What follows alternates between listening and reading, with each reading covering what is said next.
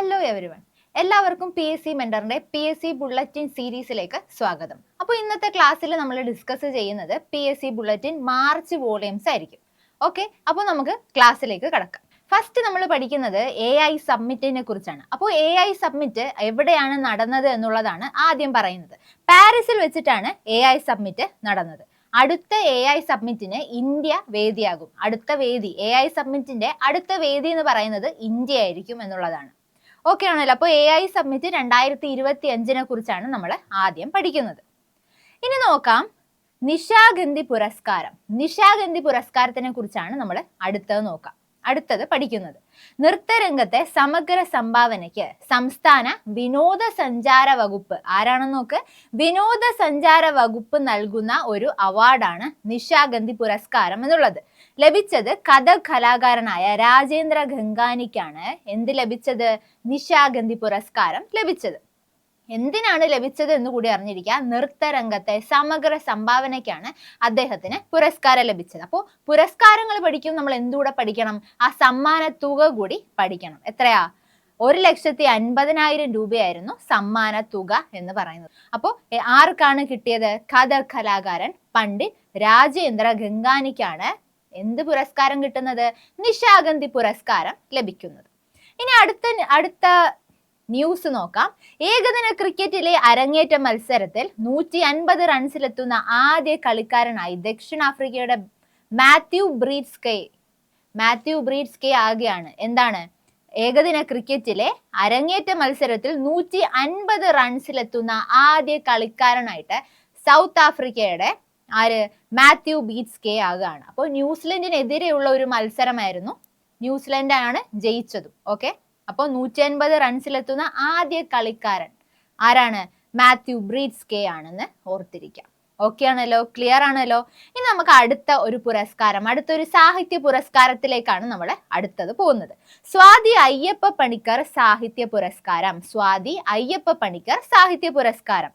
മുൻ ചീഫ് സെക്രട്ടറിയും എഴുത്തുകാരനുമായ കെ ജയകുമാറിനാണ് പുരസ്കാരം ലഭിച്ചത്.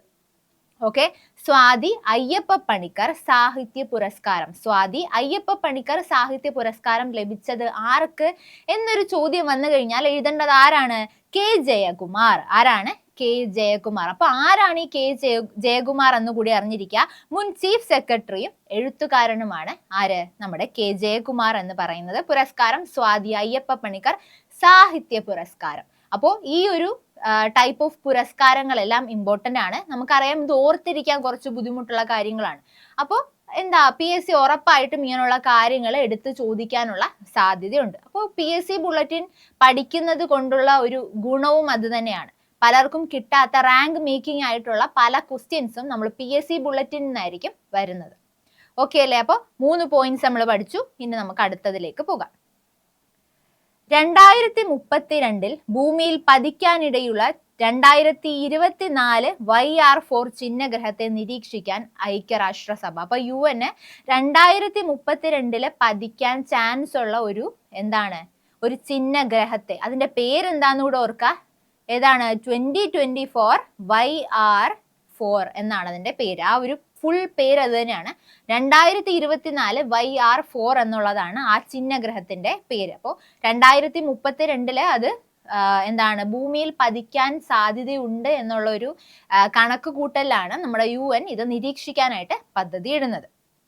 ഇനി അപ്പോൾ this is classified as an Apollo type near earth object. അപ്പോൾ ഈ ഒരു ടൈപ്പ് ഓഫ് ഈ ചിഹ്നഗ്രഹം എന്ന് പറയുന്നത് അപ്പോളോ ടൈപ്പ് ആണ്. Apollo type means earth crossing, ഭൂമിയെ കടന്നു പോകാൻ സാധ്യതയുണ്ട് എന്ന് മനസ്സിലാക്കുന്ന ഒരു ഗ്രഹമാണ് എന്നുള്ള കാരണമാണ് ഇതിനെ നിരീക്ഷിക്കാനായിട്ട് സാഹചര്യം ഒരുക്കിയത്. ഇനി നോക്കാം. മധ്യപ്രദേശിലെ രേവയിൽ ഇന്ത്യയിലെ ആദ്യ വൈറ്റ് ടൈഗർ ബ്രീഡിംഗ് കേന്ദ്രം നിലവിൽ വരുന്നു. അപ്പോൾ ക്വസ്റ്റ്യൻ ഇതാണ്, ഇന്ത്യയിലെ ആദ്യ വൈറ്റ് ടൈഗർ ബ്രീഡിംഗ് കേന്ദ്രം നിലവിൽ വരുന്നത് എവിടെ എന്ന് ചോദിച്ചാൽ എന്ത് പറയാം? മധ്യപ്രദേശിലെ രേവയിലാണ് ഇന്ത്യയിലെ ആദ്യ വൈറ്റ് ടൈഗർ ബ്രീഡിംഗ് കേന്ദ്രം നിലവിൽ വരുന്നത്. ഓക്കെ ആണല്ലോ, വളരെ ഇമ്പോർട്ടൻ്റ് ആണ്. ഓക്കെ, കരസേനയുടെ കിഴക്കൻ മേഖല ആസ്ഥാനത്തിന്റെ പേര് വിജയ് ദുർഗ് എന്നാക്കി മാറ്റി. കരസേനയുടെ കിഴക്കൻ മേഖല ആസ്ഥാനത്തിന്റെ പേര് എന്താക്കി മാറ്റി? വിജയ് ദുർഗ് എന്ന് മാറ്റി. അപ്പോൾ എന്താണ് പഴയ പേര് എന്ന് കൂടി അറിഞ്ഞിരിക്കണം. Fort William. എന്താണ്? ഫോർട്ട് വില്യം എന്നായിരുന്നു പഴയ പേര്. എന്തിൻ്റെത്? കരസേനയുടെ കിഴക്കൻ മേഖല ആസ്ഥാനത്തിന്റെ പഴയ പേര് ഫോർട്ട് വില്യം. പുതിയ പേര് എന്താണ്? വിജയ് ദുർഗ് എന്നുള്ളതാണ്. എന്താണ്? വിജയ് ദുർഗ് എന്നുള്ളതാണ്. ഓക്കെ, ഇനി മറ്റൊന്ന് ഒരു നിയമമാണ്. Overseas mobility facilitation and welfare എന്ന് പറയുന്ന ഒരു നിയമമാണ്. എന്താണ് ഈ ഓവർസീസ് മൊബിലിറ്റി എന്ന് പറയുന്നത്? വിദേശത്ത് ജോലി ചെയ്യുന്ന ഇന്ത്യക്കാരുടെ അവകാശങ്ങൾ സംരക്ഷിക്കുന്നതിനായി കേന്ദ്ര സർക്കാർ കൊണ്ടുവരുന്ന പുതിയ നിയമമാണ് ഓവർസീസ് മൊബിലിറ്റി എന്ന് പറയുന്നത്. അപ്പോൾ വിദേശത്ത് ഒരുപാട് ഇന്ത്യക്കാർ ജോലി ചെയ്യുന്നുണ്ട് അല്ലേ? അപ്പോൾ അവരുടെ അവകാശങ്ങൾ സംരക്ഷിക്കാനായിട്ട് കൊണ്ടുവരുന്ന ഒരു നിയമമാണ് ഓവർസീസ് മൊബിലിറ്റി എന്ന് പറയുന്നത്. അപ്പോൾ 4 പോയിന്റ് നമ്മൾ പഠിച്ചു. 2024 YR4 പറ്റി പഠിച്ചു. വൈറ്റ് ടൈഗർ ബ്രീഡിംഗ് കേന്ദ്രം നിലവിൽ വരുന്നത് എവിടെയാന്ന് പഠിച്ചു. കരസേനയുടെ കിഴക്കൻ മേഖല ആസ്ഥാനത്തിന്റെ പേര് മാറ്റിയത് പഠിച്ചു. 4ാമത് പഠിച്ചത് ഒരു നിയമമാണ് ഓവർസീസ് മൊബിലിറ്റി എന്ന് പറയുന്ന ഒരു നിയമവും പഠിച്ചു. ഇനി വംശനാശ ഭീഷണി നേരിടുന്ന വന്യജീവികളുടെ സംരക്ഷണത്തിനായി ഐക്യരാഷ്ട്രസഭയുടെ മാതൃകയിൽ ആരംഭിച്ച സംഘടനയാണ് ഇന്റർനാഷണൽ ബിഗ് കാറ്റ് അലയൻസ്, ഇപ്ക എന്ന് പറയുന്നത്. ഇന്റർനാഷണൽ ബിഗ് കാറ്റ് അലയൻസ് എന്തിനു വേണ്ടിയിട്ടുള്ളതാണ്?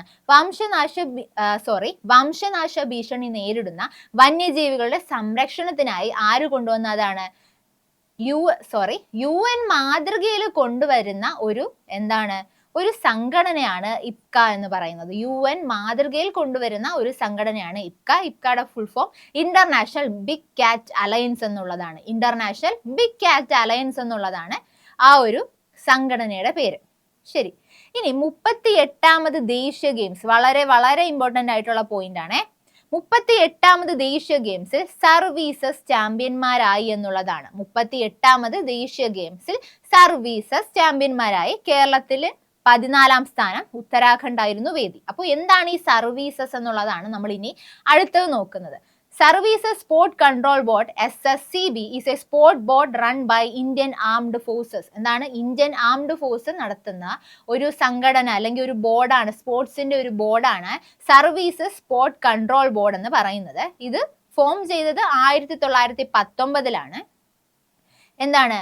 It was formed in 1919 as the Army Sport Control Board. Army sports control board എന്നായിരുന്നു ഇതിന്റെ ആദ്യ പേര്.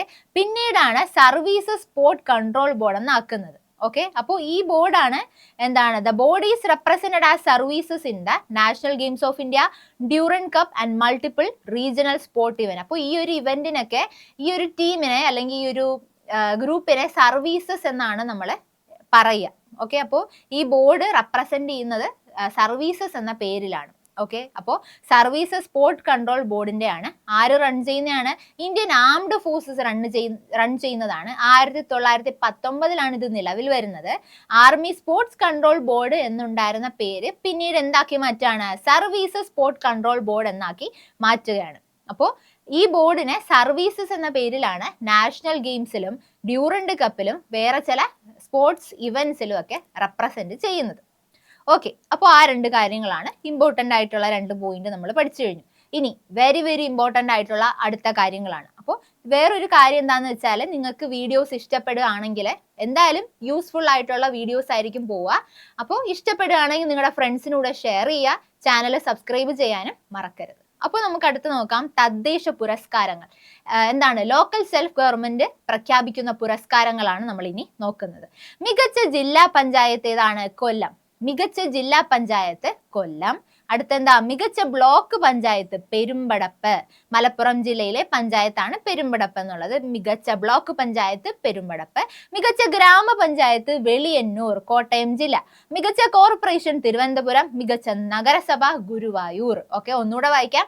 മികച്ച ജില്ലാ പഞ്ചായത്ത് കൊല്ലം, മികച്ച ബ്ലോക്ക് പഞ്ചായത്ത് പെരുമ്പടപ്പ്, മികച്ച ഗ്രാമപഞ്ചായത്ത് വെളിയന്നൂർ, മികച്ച കോർപ്പറേഷൻ തിരുവനന്തപുരം, മികച്ച നഗരസഭ ഗുരുവായൂർ. ഓക്കെ അല്ലേ? വളരെ ഇമ്പോർട്ടന്റ് ആണ്. ഇതിലേതെങ്കിലും ഒന്ന് നമുക്ക് വരും എക്സാമുകളിൽ പ്രതീക്ഷിക്കാവുന്നതാണ്. ഇനി നമ്മൾ കുറച്ച് പുരസ്കാരങ്ങളാണ് പഠിക്കുന്നത്. 1-2 തവണ റിപ്പീറ്റ് ചെയ്ത് വായിച്ചാൽ മാത്രം മനസ്സിൽ നിൽക്കുന്ന കുറച്ച് കാര്യങ്ങളാണ്. നോക്കാം. കലാനിധി അക്ഷരരത്ന പുരസ്കാരം PV ചന്ദ്രന്. പുരസ്കാരത്തിന്റെ പേര് നോക്കുക, കലാനിധി അക്ഷരരത്ന പുരസ്കാരം. അപ്പോ ഈ PV ചന്ദ്രൻ എന്ന് പറയുന്നത് മാതൃഭൂമിയുടെ മാനേജിംഗ് എഡിറ്റർ കൂടിയാണ് PV ചന്ദ്രൻ എന്ന് പറയുന്നത്. അപ്പൊ അതേപോലെ തന്നെ അദ്ദേഹത്തിന് 2023 കേളപ്പജി പുരസ്കാരം ലഭിച്ച വ്യക്തി കൂടെയാണ് PV ചന്ദ്രൻ എന്ന് പറയുന്നത്. അപ്പോൾ നമ്മൾ പഠിച്ച പുരസ്കാരം ഏതാണ്? കലാനിധി അക്ഷരരത്ന പുരസ്കാരം. ആർക്കാണ് ലഭിച്ചത്? PV ചന്ദ്രൻ. അപ്പോൾ തൽക്കാലം ഇങ്ങനെ വരുന്ന ഒരുപാട് പുരസ്കാരത്തിന്റെ പേരും ആളുടെ പേരും ലഭിച്ച ആളുടെ പേരും കൂടെ പഠിച്ചു വെക്കുക. അല്ലാതെ ഫേമസ് ആയിട്ട് നമുക്ക് അറിയാവുന്നത് പുരസ്കാര തുകയും എന്താണ് കൊടുക്കുന്നത് എന്ന് കൂടി നമ്മൾ അറിഞ്ഞിരിക്കേണ്ടതുണ്ട്. അപ്പോൾ ഇനി നോക്കാം. ഇന്ത്യൻ സ്നൂക്കർ ചാമ്പ്യൻഷിപ്പ് പങ്കജ് അദ്വാനിയാണ് വിജയിച്ചത്. എന്താണ്? ഇന്ത്യൻ സ്നൂക്കർ ചാമ്പ്യൻഷിപ്പിൽ വിജയിച്ചത് പങ്കജ് അദ്വാനിയാണ്.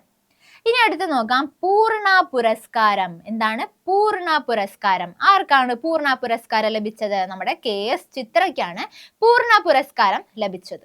മറ്റൊരു പുരസ്കാരം നോക്കാം, ശ്രീ പാർവതി ശ്രീരത്ന പുരസ്കാരം. ശ്രീ പാർവതി ശ്രീരത്ന പുരസ്കാരം ആർക്കാണ് ലഭിച്ചത്? ജില്ലാ കളക്ടർ അനുകുമാരിക്കാണ് ശ്രീ പാർവതി ശ്രീരത്ന പുരസ്കാരം ലഭിച്ചത്. ഇനി പ്രഥമ പത്മകീർത്തി പുരസ്കാരം ലഭിച്ചത് ആർക്ക്? പ്രഥമ പത്മകീർത്തി പുരസ്കാരം ലഭിച്ചത് ആർക്ക് എന്ന് നോക്കാം. ഡോക്ടർ നാരായണനാണ് പുരസ്കാരം ലഭിച്ചത്. ഓക്കെ, ഇനി ജ്ഞാനപ്പാന പുരസ്കാരം. ഇത് കുറച്ചുകൂടി എന്താണ് നമുക്കറിയാവുന്ന പോലെ തന്നെ കുറച്ചുകൂടി ഇമ്പോർട്ടന്റ് ആയിട്ടുള്ള കാര്യമാണ്. ലഭിച്ചത് സാഹിത്യ നിരൂപകൻ KP ശങ്കരൻ. സാഹിത്യ നിരൂപകൻ KP ശങ്കരനാണ് ലഭിച്ചത്. സാഹിത്യ നിരൂപകൻ KP ശങ്കരനാണ് ലഭിച്ചത്. അപ്പോൾ മറ്റൊരു കാര്യം നോക്കാം, ജ്ഞാനപ്പാന പുരസ്കാരം ആരാണ്? ഗുരുവായൂർ ദേവസ്വം ബോർഡാണ് കൊടുക്കുന്നത്.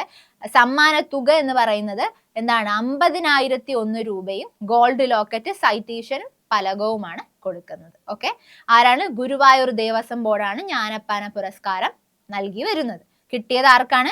KP ശങ്കരൻ. ആർക്കാണ്? KP ശങ്കരനാണ് ഈ വർഷത്തെ ജ്ഞാനപ്പാന പുരസ്കാരം. ആരാണ്? സാഹിത്യ നിരൂപകനായ KP ശങ്കരനാണ് ലഭിച്ചതെന്ന് ഓർക്കുക. ഇനി ചിത്രകാരൻ മോപ്പസാങ് വാലത്ത്. മോപ്പസാങ് വാലത്ത് അന്തരിച്ചു എന്നുള്ളതാണ് മാർച്ചിൽ ഒരു കാര്യം എന്ന് പറയുന്നത്. ചിത്രകാരനായിരുന്നു, അദ്ദേഹം അന്തരിച്ചു. അദ്ദേഹത്തെ കുറിച്ച് പഠിക്കാൻ അല്ലെങ്കിൽ ചോദിക്കാൻ സാധ്യതയുള്ളതിന് കാരണം കേരള ലളിതകലാ അക്കാദമി അവാർഡ് അദ്ദേഹത്തിന് 1982 ലഭിച്ചിരുന്നു. അപ്പൊ അത് അദ്ദേഹത്തിന്റെ ഒരു റിമാർക്കബിൾ ആയിട്ടൊരു കോൺട്രിബ്യൂഷൻ ആണ്. ആർക്ക് കിട്ടിയത്? മോപ്പസാങ് വാലത്തിന് 1982 ലഭിക്കുന്നത്. അപ്പോൾ ആ ഒരു കാരണം കൊണ്ട് എന്താ നമ്മുടെ PSC പോയിന്റ് ഓഫ് വ്യൂവില് അത് ചോദിക്കാൻ സാധ്യതയുള്ള ഒന്നാണ്. ഇന്ത്യയുടെ മുഖ്യ തിരഞ്ഞെടുപ്പ് കമ്മീഷണറായ ഗ്യാനേഷ് കുമാർ. ഇത് നിങ്ങൾക്ക് അറിയാലോ, എന്തായാലും നമുക്ക് പ്രതീക്ഷിക്കാവുന്ന ഒരു ചോദ്യമാണ്. ഇന്ത്യയുടെ മുഖ്യ തിരഞ്ഞെടുപ്പ് കമ്മീഷണർ ആര്? ഗ്യാനേഷ് കുമാർ. ആരാണ്? ഗ്യാനേഷ് കുമാർ. ഇനി മറ്റൊരു ക്വസ്റ്റ്യൻ എന്താണെന്ന് വെച്ചാൽ ഓസ്ട്രേലിയയെ കുറിച്ചാണ്. എന്താണ്? IVF-ലൂടെ നമുക്കറിയാം, IVF-ലൂടെ ലോകത്ത് ആദ്യമായി കങ്കാരുവിന്റെ ഭ്രൂണങ്ങൾ സൃഷ്ടിച്ചത് ഏത് രാജ്യം എന്ന് ചോദിക്കുകയാണെങ്കിൽ ഏത് രാജ്യമാണ്? ഓസ്ട്രേലിയ ആണ്. ഏത് രാജ്യമാണ്? ഓസ്ട്രേലിയ. IVF-ലൂടെ ലോകത്ത് ആദ്യമായി കങ്കാരുവിന്റെ ഭ്രൂണങ്ങൾ സൃഷ്ടിച്ചു അല്ലെ? ആരാണ്? ഓസ്ട്രേലിയ ആണ്. ഓർത്തു വെക്കാം. ഇനി മികച്ച തദ്ദേശ സ്വയംഭരണ സ്ഥാപനങ്ങൾക്ക് സർക്കാർ നൽകുന്ന സ്വരാജ് ട്രോഫി ആർക്കാണ് ലഭിച്ചതെന്നുള്ളതാണ് അടുത്ത ക്വസ്റ്റ്യൻ. സ്വരാജ് ട്രോഫി പുല്ലമ്പാറ ഗ്രാമപഞ്ചായത്തിനാണ് സ്വരാജ് ട്രോഫി ലഭിക്കുന്നത്. ആരാണ് പ്രഖ്യാപിക്കുന്നത്? ലോക്കൽ സെൽഫ് ഗവൺമെന്റ് ആണ് പ്രഖ്യാപിക്കുന്നത്. അപ്പൊ മികച്ച തദ്ദേശ സ്വയംഭരണ സ്ഥാപനങ്ങൾക്ക് സർക്കാർ നൽകുന്ന അവാർഡാണ് എന്തെന്ന് അറിഞ്ഞിരിക്കുക? സ്വരാജ് ട്രോഫി എന്നറിഞ്ഞിരിക്കുക. ലഭിച്ചത് ആർക്കാണ്? പുല്ലമ്പാറ ഗ്രാമപഞ്ചായത്ത്. ഏത് ഗ്രാമപഞ്ചായത്തിനാണെന്നായിരിക്കും ചോദ്യം. പുല്ലമ്പാറ ഗ്രാമപഞ്ചായത്ത്. അപ്പൊ നമ്മൾ കഴിഞ്ഞ സ്ലൈഡിൽ കുറച്ച് കാര്യങ്ങളൂടെ പഠിച്ചു, അതിന്റെ കൂട്ടത്തിൽ പഠിച്ചു വെക്കേണ്ട ഒന്നാണ്. ഇനി കറപ്ഷൻസ് പെർസെപ്ഷൻസ് ഇൻഡെക്സ്. 2024 96 സ്ഥാനമാണ് ആർക്കുള്ളത്? ഇന്ത്യക്കുള്ളത്. കറപ്ഷൻ പെർസെപ്ഷൻസ് ഇൻഡെക്സ് 2024 കണക്ക് പ്രകാരം ഇന്ത്യക്ക് 96 സ്ഥാനവും ഡെൻമാർക്കിന് 1 സ്ഥാനവുമാണ്. ഓക്കെ, അപ്പോൾ ഇത്രയും കാര്യങ്ങൾ ഓർത്തു വെക്കുക. നമുക്ക് അടുത്ത സ്ലൈഡിലേക്ക് പോകാം. കേരള ഫയർ ആൻഡ് റെസ്ക്യൂ സർവീസിന്റെ ഗ്യാനേറ്റ്സ് ഗ്യാനൈറ്റ്സ് ആണ് രാജ്യത്തെ ആദ്യ വനിതാ സ്ക്യൂബ ഡൈവിംഗ് സംഘം. അപ്പം ചോദിക്കാം, രാജ്യത്തെ ആദ്യ വനിതാ സ്ക്യൂബ ഡൈവിംഗ് സംഘം ആര്, ഏത് ടീമാണ് എന്ന് ചോദിക്കുകയാണെങ്കിൽ ഗ്യാനറ്റ്സ് ആണ്. ആരാണ്? ഗ്യാനറ്റ്സ്. കേരള ഫയർ ആൻഡ് റെസ്ക്യൂ സർവീസിന്റെ ഗ്യാനറ്റ്സ് ആണ് ആര്, രാജ്യത്തെ ആദ്യ വനിതാ സ്ക്യൂബ ഡൈവിംഗ് സംഘം എന്ന് പറയുന്നത്. സ്ക്യൂബ ഡൈവിംഗ് സംഘം, പേരോർക്ക, ഗ്യാനറ്റ്സ്. ശരി. ഏകദിന ക്രിക്കറ്റിൽ വേഗത്തിൽ 14,000 റൺസ് തികയ്ക്കുന്ന താരമെന്ന റെക്കോർഡ് ആർക്ക് ലഭിച്ചു? നമ്മുടെ ഇന്ത്യയുടെ വിരാട് കോഹ്ലിക്ക് ലഭിച്ചു. എത്രയാണ്? ഏകദിന ക്രിക്കറ്റിൽ വേഗത്തിൽ 14,000 റൺസ് തികയ്ക്കുന്ന താരം. ആ റെക്കോർഡ് ആർക്ക് ലഭിച്ചു? നമ്മുടെ വിരാട് കോഹ്ലിക്ക് ലഭിച്ചു. ഏകദിനത്തിൽ കൂടുതൽ ക്യാച്ച് എടുക്കുന്ന ഇന്ത്യക്കാരൻ എന്ന റെക്കോർഡും കോഹ്ലി സ്വന്തമാക്കി. ഓക്കെ, അപ്പൊ ആ ഒരു സ്പോർട്സിന്റെ ന്യൂസ് ആണ്, ചോദിക്കാൻ ചാൻസ് ഉള്ള ഒരു കാര്യമാണ്. ഇനി ഇത് നിങ്ങൾ കേട്ടിട്ടുള്ളതായിരിക്കും, സമുദ്രയാൻ എന്ന് പറയുന്ന ഒരു പ്രോജക്റ്റ്. എന്തായിരിക്കും സമുദ്രയാൻ? സമുദ്രത്തിന്റെ അടിത്തട്ടിലേക്ക് മനുഷ്യനെ എത്തിക്കാനുള്ള ഇന്ത്യയുടെ പദ്ധതിയാണ് എന്ത് പറയുന്നത്? സമുദ്രയാൻ എന്ന് പറയുന്നത്. എന്താണ് സമുദ്രയാൻ എന്ന് പറയുന്നത്? സമുദ്രത്തിന്റെ അടിത്തട്ടിലേക്ക് മനുഷ്യനെ എത്തിക്കാനുള്ള ഒരു പദ്ധതിയാണ് സമുദ്രയാൻ എന്ന് പറയുന്നത്. മറ്റൊരു വാർത്ത നോക്കാം. എൻ രാമചന്ദ്രൻ പുരസ്കാരം ലഭിച്ചത് ആർക്ക്? എൻ രാമചന്ദ്രൻ പുരസ്കാരം ലഭിച്ചത് ഷബാന ആസ്മിക്കാണ്. ഷബാന ആസ്മിക്കാണ് രാമചന്ദ്രൻ പുരസ്കാരം ലഭിക്കുന്നത്. ഓക്കെ, പ്രശസ്ത പത്രപ്രവർത്തകൻ എൻ രാമചന്ദ്രന്റെ സ്മരണാർത്ഥം എൻ രാമചന്ദ്രൻ ഫൗണ്ടേഷൻ ഏർപ്പെടുത്തിയ രാമചന്ദ്ര പുരസ്കാരം അഭിനേത്രിയും ആക്ടിവിസ്റ്റുമായ ഷബാന ആസ്മിക്ക് ലഭിച്ചു എന്നുള്ളതാണ്. അപ്പൊ എത്രയാണ് സമ്മാനത്തുക നോക്കാം. 1,00,000 രൂപയാണ്. 1,00,000 രൂപയും ശില്പവും പ്രശസ്തി പത്രവും അടങ്ങുന്നതായിരുന്നു അവാർഡ്. അപ്പൊ ആരുടെ സ്മരണാർത്ഥമാണ് കൊടുക്കുന്നത്?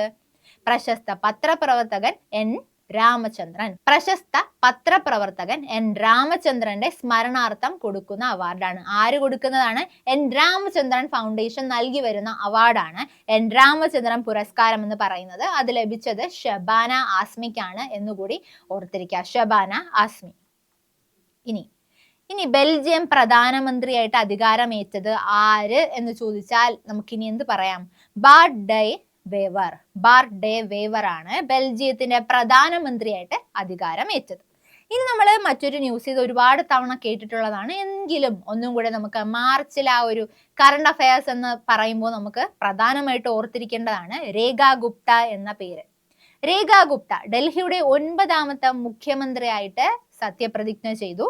ഡൽഹിയുടെ 4ാം വനിതാ മുഖ്യമന്ത്രി കൂടിയാണ് ആര്? രേഖ ഗുപ്ത എന്ന് പറയുന്നത്. അപ്പോൾ എത്രത്തോളം ഇമ്പോർട്ടൻസ് ഉണ്ട് എന്ന് നമ്മൾ ഓർക്കണം. രേഖ ഗുപ്ത ഡൽഹിയുടെ 9ാമത്തെ മുഖ്യമന്ത്രിയായി സത്യപ്രതിജ്ഞ ചെയ്ത് അധികാരമേറ്റു. ഡൽഹിയുടെ 4ാം വനിതാ മുഖ്യമന്ത്രി കൂടിയാണ് രേഖ ഗുപ്ത എന്ന് ഓർത്തിരിക്കുക.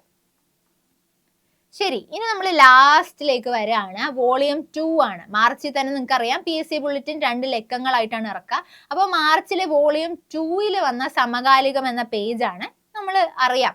97ാമത് ഓസ്കാർ അവാർഡ് പ്രഖ്യാപിച്ചിരുന്നു. അപ്പൊ അതിലെ പ്രധാനപ്പെട്ട കാര്യങ്ങളായിരിക്കും നമ്മൾ ഇനി നോക്കുന്നത്. അപ്പോ ഏത് ചിത്രത്തിനാണ് ഓസ്കാർ കിട്ടിയത്? ചിത്രം അനോറ. സംവിധായകൻ ഷോൺ ബേക്കർ. അടുത്തതാരാ? മികച്ച നടൻ അഡ്രിയൻ ബ്രോഡി. ദ ബ്രൂട്ടലിസ്റ്റ് എന്ന സിനിമയ്ക്കാണ് അഡ്രിയൻ ബ്രോഡിക്ക് അവാർഡ് കിട്ടുന്നത്. നടി മൈക്കി മാഡിസൺ, അനോറ എന്ന ചിത്രം തന്നെ. സഹനടി സോയി സൽദാന. സഹനടൻ കീറൻ കുൽക്കീൻ. തിരക്കഥാകൃത്ത് എഡിറ്റിംഗ് ഷോൺ ബേക്കർ. വിദേശ ഭാഷാ ചിത്രം ഐ ആം സ്റ്റിൽ ഹിയർ. വിദേശ ഭാഷാ ചിത്രം ഐ ആം സ്റ്റിൽ ഹിയർ. വസ്ത്രാലങ്കാരം പോൾ ട്വേസൽ. ഛായാഗ്രഹണം ലോൽ ക്രൗലി. സംഗീതം ഡാനിയൽ ബ്ലൂംബർഗ്. ആനിമേഷൻ ചിത്രം ഏതാണ്? ഫ്ലോ ആണ്. ആനിമേഷൻ ചിത്രം ഏതാണ്? ഫ്ലോ ആണ്. Animated short film in the shadow of Cypress. In the shadow of Cypress എന്നുള്ളതാണ്, ഓർത്തു വെക്കുക. Makeup the substance. മികച്ച ഗാനം El Mal. Documentary short film the only girl in the orchestra. അത് ഓർത്തു വെക്കുക കേട്ടോ. The only girl in the orchestra. Sound design Dune part 2. Visual effect Dune part 2. മികച്ച ഹ്രസ്വ ചിത്രം I am not a robot. മികച്ച ഹ്രസ്വ ചിത്രം I am not a robot. ഇതാണ് അപ്പോൾ ഓസ്കാർ അവാർഡിന്റെ പറ്റി നമുക്ക് പഠിക്കാനുള്ളത്. മറ്റൊരു കാര്യം കൂടെ ഓർക്കുക, കുറച്ച് ഹിസ്റ്ററി ആയിട്ടുള്ള കാര്യങ്ങൾ, അതായത് ഓസ്കാർ അവാർഡിന്റെ തന്നെ കുറച്ച് ഹിസ്റ്ററി കാര്യങ്ങളൂടെ ഉണ്ട്. അപ്പൊ അതുകൂടി നിങ്ങൾ പഠിച്ചു വെക്കുക. അപ്പൊ ഇത്രയും കാര്യങ്ങളാണ് നമുക്ക് മാർച്ചിലെ PSC ബുള്ളറ്റിൻ നിന്ന് പഠിക്കാനുള്ളത്. വളരെ ഇമ്പോർട്ടന്റ് ആയിട്ടുള്ള പോയിന്റ് ആണ്. അപ്പൊ നിങ്ങൾക്ക് ഇനിയും നമ്മുടെ PSC ബുള്ളറ്റിൻ സീരീസ് പ്രതീക്ഷിക്കാവുന്നതാണ്. അപ്പോൾ വീഡിയോസ് ഇഷ്ടമാവുകയാണെങ്കിൽ നിങ്ങൾ എല്ലാവർക്കും ഷെയർ ചെയ്യുക, സബ്സ്ക്രൈബ് കൂടെ ചെയ്യുക. ഓക്കെ, അപ്പോൾ താങ്ക് യു.